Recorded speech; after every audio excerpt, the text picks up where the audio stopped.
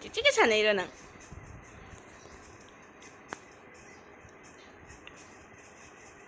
찌찌. 찌찌.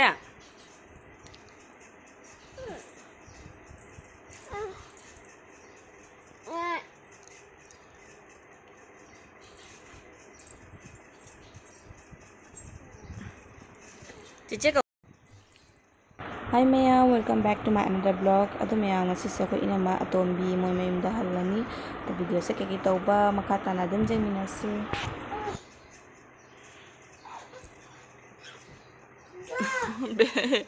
Mo nang.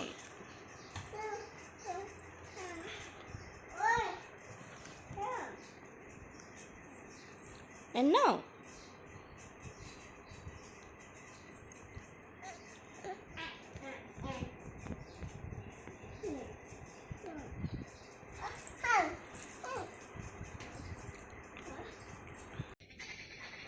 Ma'am, ado hajit din niya ba ko ado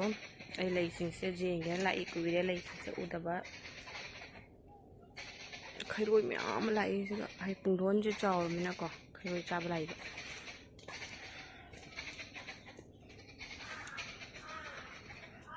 chata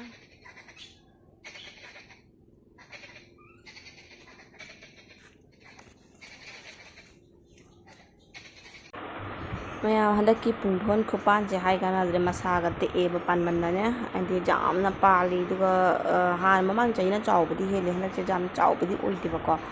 ari maya yorap oiraga ne mayam pan bada oi masam da aduna masa sing su pit pani ne pu ba ngam dana pungthon pan bi se jam wang ba chaw ba na te ba aduna he na pan ba duna ko kana tawre ma masa te e tu se kyam nungai te masa se te pani ai jang halake ado lai sing sa na jingu si ado maya asi lai sige khapa jase jingu pambi su jam chaw banate ado raga su magi magi ma jabun jabun pan base pura full oi makota ga chande am chaw e se jingu machu si su ne pura red changi on ki dana hena red changi phone da changa ga tang machu se faded oi ko ado on ki dana yam phachabi heli ado asi sing su loina lai se khaka di sat le indoor plant ni ina chara lobagi dum siga thajan gibane ba hana asi lai se kay min ko budi khangde si dum phaja bani ana ko juma pan da tharami ado hajikti ma pan do na thare haji hainau thaibong gi pungthon matam na ko khairoi jam lai khoi siga khangde khairoi sing sina marol lama cha ba gi lai ba ado hainau se ma'am handakti amu pande ba adi pambi amda mutang pali se hainau se jamna haw bai se ma'am phanjan hawi ko bazar gi alai ba haw bu du maina oi adu do ma handak kana tawi yam pande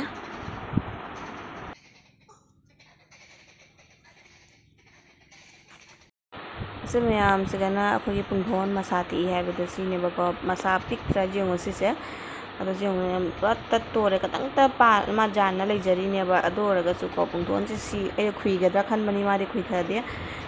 fresh oira ga ne dum mayam ni pali sing masa pitunu si ga ma di pu bangam dana che tek ai ne ba ngai te ba ado akhoi ju khui dra mina ko dum thamme chaw jara ga dum chaw jara ni si de sinju cha ba gi maroi ni asina mayam dragon fruit chara ne ba ko akhoi gi jum dagi sunai dagi pirak pa ne ba pabungna thajallo aina adudo seisiga lamje chotna tabira khangde dum oidraba da oidaba siga aina kana tawe mathak toina thage nucha katang pan bam pham daina na se lingthui ni nahangi di kuire se pirak pa tha mari manga surabani bako ado dum palu ai ba hadi hangatti ba magi size ki chaw base mafam se chot paira na taga kari ginu di khangdre nucha di katang pan di se sangoi maning oibani na ko arum lang bodo ado ai hoje mathakta pura ga se tharu doi ni do kharani le gu jengani magi masado kamaina hengat praina mathakta tharu ni sega oidre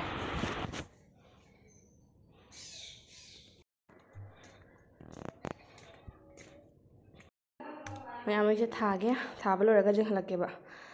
ken hadi mobile na kaina thaba do ngamaroi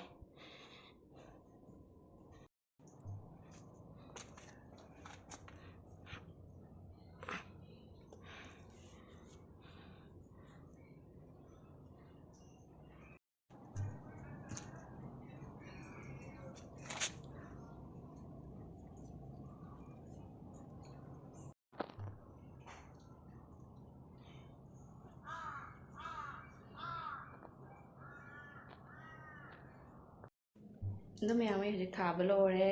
ꯊꯥꯕ ꯂꯣꯏꯔꯕꯅꯤꯅ ꯑꯃꯨꯛ ꯃꯈꯥ ꯇꯥꯅ ꯌꯦꯡꯃꯤꯟꯅꯔꯁꯤ ꯑꯗꯣ ꯍꯧꯖꯤꯛꯀꯤ ꯄꯥꯝꯕꯤꯁꯦ ꯍꯌꯦꯡ ꯆꯥꯎꯔꯀꯥꯟꯗꯅꯦꯀꯣ ꯄꯥꯜꯂꯛꯑꯀꯥꯟꯗ ꯑꯃꯨꯛ ꯎꯍꯜꯂꯛꯀꯦ ꯑꯗꯣ ꯆꯥꯎꯔꯛꯄꯒꯤ ꯃꯥꯒꯤ ꯈꯔ ꯂꯩꯔꯒꯁꯨ ꯑꯗꯨꯝ ꯑꯞꯗꯦꯠ ꯇꯧꯔꯛꯀꯦꯕꯀꯣ ꯄꯥꯝꯕꯤꯗ ꯀꯌꯥꯝ ꯊꯥ ꯑꯃꯗ ꯀꯌꯥꯝ ꯋꯥꯡꯈꯠꯂꯤ ꯑꯗꯒꯤ 1 ꯏꯌꯔꯃꯨꯛ ꯆꯪꯉꯤꯀꯣ ꯑꯩꯅ ꯂꯥꯁ ꯏꯌꯔ ꯌꯨꯝꯗ ꯊꯥꯔꯝꯕꯗꯣ ꯑꯁꯤꯒꯤ ꯁꯥꯏꯖꯇ ꯄꯨꯔꯛꯄꯅꯦꯕ ꯆꯔꯥꯗꯣ ꯑꯗꯣ ꯄꯥꯜꯂꯛꯄ ꯃꯇꯝꯗ ꯄꯨꯔꯥ 1 ꯏꯌꯔ ꯆꯪꯈꯤ ꯑꯗꯣ ꯉꯁꯤꯁꯦ ꯑꯩꯈꯣꯏ ꯅꯅꯥꯎꯅ ꯐꯣꯇꯣ ꯀꯥꯞꯄꯒ ꯊꯥꯔꯛꯑꯦꯕ ꯃꯨꯜꯂꯦꯅ ꯗ꯭ꯔꯥꯒꯟ ꯐ꯭ꯔꯨꯠꯇꯣ ꯑꯃꯒ ꯃꯍꯤꯒ ꯆꯥꯜꯂꯛꯄꯁꯦ ꯌꯥꯝ ꯅꯨꯡꯉꯥꯏꯕ ꯑꯃ ꯐꯥꯎꯗ꯭ꯔꯥ ꯆꯥꯕ ꯆꯥꯗꯕꯩ ꯋꯥꯔꯤ ꯅꯠꯇꯕꯀꯣ ꯃꯍꯤꯒ ꯆꯥꯟꯅ ꯄꯥꯜꯂꯛꯄꯁꯦ ꯌꯥꯝ ꯅꯨꯡꯉꯥꯏꯕ ꯐꯥꯎꯋꯦꯕ ꯑꯩꯗꯨꯗ ꯍꯥꯟꯅꯗꯒꯤ ꯑꯩ ꯁꯨꯃꯥꯏꯅ ꯂꯩ ꯈꯪꯗꯦ ꯍꯩ ꯈꯪꯗꯦ ꯊꯥꯕꯁꯦ ꯌꯥꯝ ꯄꯥꯝꯖꯔꯦ ꯑꯗꯨꯗꯨꯅ ꯑꯗꯨꯝ ꯊꯥꯅ ꯂꯥꯛꯄꯗꯣ ꯑꯗꯣ ꯑꯩꯅ ꯍꯟꯗꯛ ꯏꯄꯥꯝ ꯆꯠꯄꯗꯅꯦ ꯁꯤ ꯆꯔꯥꯁꯦ ꯄꯥꯕꯨꯡꯅ ꯑꯩꯉꯣꯟꯗ ꯄꯤꯔꯛꯏꯅꯦꯕ ꯑꯥꯗꯗꯤ ꯄꯥꯝꯕꯤꯗ ꯆꯥꯎꯔꯦ ꯅꯪ ꯈꯔ ꯊꯥꯔꯨꯆꯣ ꯑꯩꯅ ꯆꯔꯥ ꯈꯔ ꯄꯥꯕꯨꯡꯅ ꯄꯤꯔꯛꯏ ꯑꯗꯣ ꯃꯈꯥꯗ ꯈꯔ ꯊꯥꯏ ꯑꯗꯣ ꯁꯤ ꯃꯊꯛꯇ ꯑꯩꯅ ꯑꯅꯤꯈꯛ ꯄꯨꯈꯠꯂꯒ ꯍꯧꯖꯤꯛ ꯊꯥꯔꯦ ꯑꯗꯣ ꯖꯤꯡꯁꯤ ꯃꯌꯥꯝ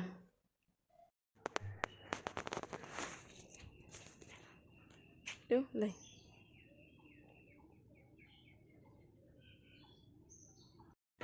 ꯑꯗꯣ ꯃꯌꯥꯝ ꯍꯧꯖꯤꯛ ꯑꯩꯈꯣꯏ ꯆꯠꯇꯣꯏꯅ ꯆꯠꯈ꯭ꯔꯦꯕꯀꯣ ꯑꯗꯣ ꯆꯠꯈ꯭ꯔꯒ ꯑꯩꯒ ꯑꯉꯥꯡꯒ ꯁꯨꯃꯥꯡꯗ ꯅꯨꯡꯁꯤꯠ ꯆꯥꯔꯤ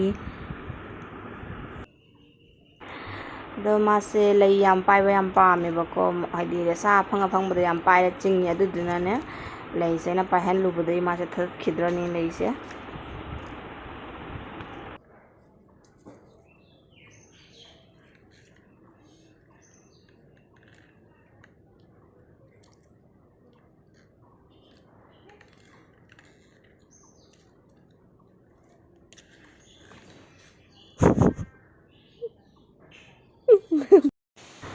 ꯌꯥꯝ ꯁꯥꯔꯝꯕꯗꯣ ꯃꯌꯥꯝ ꯍꯧꯖꯤꯛ ꯅꯨꯡꯁꯤꯠꯁꯦ ꯀꯟꯅ ꯁꯤꯠꯂꯦꯕꯀꯣ ꯌꯥꯝ ꯅꯨꯡꯉꯥꯏꯔꯦ ꯑꯗꯨꯅ ꯏꯪꯊꯔꯦ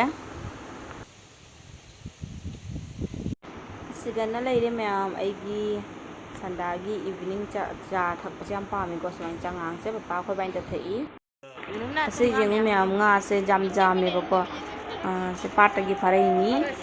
ꯑꯗꯣ ꯂꯥꯁ ꯏꯌꯔ ꯃꯃꯥꯡ ꯆꯍꯤꯗꯒꯗꯤ ꯃꯌꯥꯝ ꯐꯥꯏꯌꯦ ꯑꯆꯧ ꯑꯆꯧꯕꯗꯣ ꯑꯗꯣ ꯍꯟꯗꯛꯇꯤ ꯁꯦ ꯖꯥꯝꯗꯦ ꯍꯥꯏꯕꯀꯣ ꯑꯗꯣ ꯑꯩꯒꯤ ꯑꯣꯏꯅꯗꯤ ꯁꯦ ꯖꯥꯝꯖꯗ꯭ꯔꯅꯦꯀꯣ ꯑꯍꯥꯟꯕ ꯎꯕꯅꯤꯅ ꯍꯥꯏꯗꯤ ꯁꯨꯛꯖꯥꯝ ꯌꯨꯝꯗꯒꯤ ꯁꯨꯃꯥꯏꯅꯒ ꯄꯥꯠꯇꯒ ꯐꯥꯔꯛꯄꯁꯦ ꯖꯥꯝꯕ ꯃꯥꯜꯂꯦꯕꯀꯣ ꯑꯗꯣ ꯀꯩꯅꯣ ꯇꯧꯋꯤ ꯌꯥꯏ ꯃꯃꯥꯡ ꯆꯍꯤꯗꯒꯗꯤꯅꯦ ꯁꯤꯒꯨꯝꯕ ꯃꯌꯥꯝꯅꯦ ꯐꯥꯔꯤꯁꯦ ꯑꯗꯣ ꯍꯟꯗꯛꯁꯦ ꯂꯤꯛꯏꯅꯤ ꯍꯥꯏꯁꯦ ꯆꯪꯕꯁꯦ ꯑꯗꯣ ꯈꯪꯗꯦ ꯑꯩꯒꯤ ꯑꯣꯏꯅꯗꯤ ꯌꯥꯝ ꯖꯥꯝꯖꯔꯦ ꯁꯤꯁꯦ ꯍꯧꯖꯤꯛ ꯑꯩ ꯉꯥꯁꯤꯡꯁꯦ ꯃꯌꯥꯝ ꯍꯥꯏꯗꯤ ꯆꯥꯒꯗꯕꯁꯤꯡꯁꯦ ꯉꯧꯗꯣꯏꯅꯦꯕꯀꯣ ꯑꯗꯣ ꯆꯥꯔꯣꯏꯗꯕ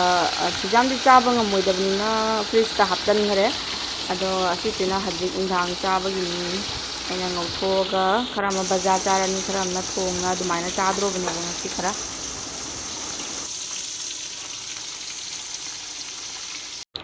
ꯑꯗꯣ ꯃꯌꯥꯝ ꯑꯁꯦ ꯈꯥꯖꯤꯡ ꯃꯆꯥꯁꯤꯗꯤꯀꯣ ꯈꯥꯖꯤꯡ ꯕꯣꯔꯥ ꯁꯦꯝꯒꯅꯦꯕ ꯈꯥꯖꯤꯡ ꯕꯣꯔꯥ ꯆꯥꯕ ꯌꯥꯝ ꯍꯥꯎꯋꯤ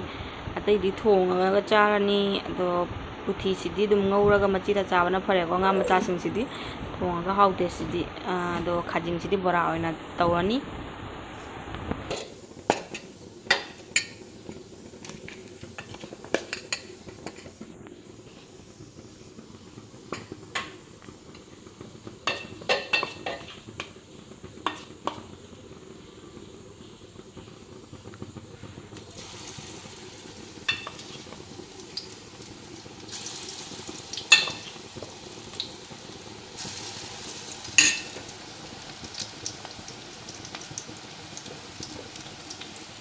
ꯈꯥꯖꯤꯡ ꯕꯣꯔꯥꯁꯦ ꯃꯌꯥꯝ ꯑꯩꯗꯤ ꯍꯥꯟꯅ ꯄꯥꯝꯃꯝꯗꯦꯕꯀꯣ ꯑꯩꯅ ꯄꯥꯝꯈꯤꯕꯁꯦ ꯀꯔꯝꯕ ꯃꯇꯝꯗꯩꯅꯣ ꯍꯥꯏꯗꯨꯒ ꯑꯩꯈꯣꯏ ꯕꯣꯕꯣꯛꯅꯦ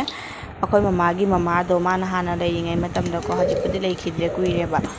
ꯆꯍꯤ ꯑꯃꯅꯤ ꯐꯥꯔꯦ ꯑꯗꯣ ꯃꯥꯅ ꯂꯩꯔꯤꯉꯩ ꯃꯇꯝꯗ ꯃꯁꯥ ꯀꯜꯂꯤꯉꯩꯗꯅꯦ ꯃꯥꯅ ꯇꯧꯕ ꯕꯣꯔꯥꯗꯣ ꯌꯥꯝ ꯍꯥꯎꯋꯦ ꯑꯩꯈꯣꯏ ꯕꯣꯕꯣꯛꯅ ꯇꯧꯕ ꯈꯥꯖꯤꯡ ꯕꯣꯔꯥꯁꯦ ꯌꯥꯝꯅ ꯍꯥꯎꯋꯦꯕ ꯑꯗꯣ ꯕꯣꯕꯣꯛꯅ ꯄꯤꯖꯩꯌꯦꯕꯀꯣ ꯃꯣꯏ ꯌꯨꯝꯗ ꯆꯠꯄꯗ ꯍꯥꯏꯗꯤ ꯑꯩꯈꯣꯏ ꯕꯣꯕꯣꯛ ꯆꯠꯄ ꯃꯇꯝꯗꯅꯦ ꯈꯥꯖꯤꯡꯒ ꯈꯇꯪ ꯈꯇꯪ ꯎꯔꯗꯅ ꯑꯃꯈꯛ ꯂꯩꯇ꯭ꯔꯥꯅꯦ ꯌꯦꯡꯕꯗ ꯌꯥꯝ ꯍꯥꯎꯒꯗ ꯃꯥꯟꯕꯗꯣ ꯑꯗꯩ ꯃꯄꯣꯠꯁꯨ ꯑꯗꯨꯝ ꯈꯔ ꯈꯔ ꯆꯥꯎꯔꯗꯅ ꯃꯅꯨꯡꯁꯨ ꯌꯥꯝ ꯃꯨꯟꯅ ꯍꯥꯎꯅ ꯇꯧꯕ ꯑꯗꯨꯗꯒꯤ ꯃꯌꯥꯝ ꯑꯩꯅ ꯈꯥꯖꯤꯡ ꯕꯣꯔꯥꯁꯦ ꯄꯥꯝꯈꯤꯕ ꯑꯗꯨꯗꯒꯤ ꯑꯩꯅ ꯁꯦ ꯇꯝꯕꯅꯦꯕꯅꯦ ꯍꯧꯕꯁꯦ ꯑꯗꯣ ꯑꯩꯁꯨ ꯍꯧꯖꯤꯛ ꯑꯗꯨꯝ ꯍꯩꯖꯔꯦ ꯈꯔꯗꯤ ꯑꯗꯣ ꯍꯥꯎꯁꯨ ꯌꯥꯝ ꯍꯥꯎꯋꯤ ꯄꯥꯝꯖꯕ ꯀꯧꯕꯅꯤꯅꯀꯣ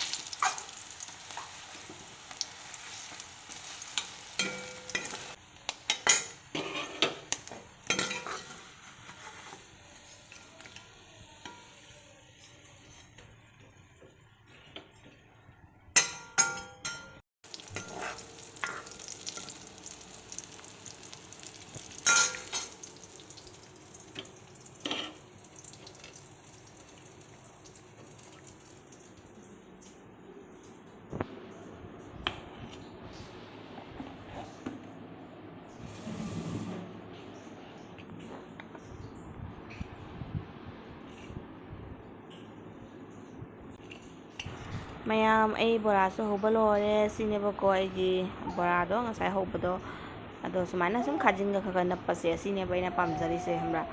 ꯑꯗꯨꯗꯣ ꯑꯩ ꯍꯧꯖꯤꯛꯁꯦ ꯆꯥꯔꯅꯤ ꯑꯗꯣ ꯆꯥꯕ ꯊꯛꯄꯗꯤ ꯃꯌꯥꯝ ꯎꯠꯆꯔꯔꯣꯏꯒꯦ ꯊꯦꯡꯁꯨ ꯊꯦꯡꯉꯦꯕꯀꯣ ꯅꯨꯡꯗꯥꯡ ꯑꯣꯏꯔꯕꯅꯤꯅ ꯑꯗꯨꯗꯤ ꯃꯌꯥꯝ ꯃꯇꯥꯡ ꯑꯁꯤꯗ ꯑꯩꯒꯤ ꯕ꯭ꯂꯣꯒꯁꯤꯁꯨ ꯂꯣꯏꯁꯤꯜꯂꯒꯦ ꯃꯊꯪꯗ ꯑꯃꯨꯛ ꯐꯪꯅꯔꯁꯤ ꯕꯥꯏ ꯕꯥꯏ लेरम या बमाई दुगदी कारों क्यों सनाए ना हमरा को तो सनाए ना हमाई से ना गुती की ना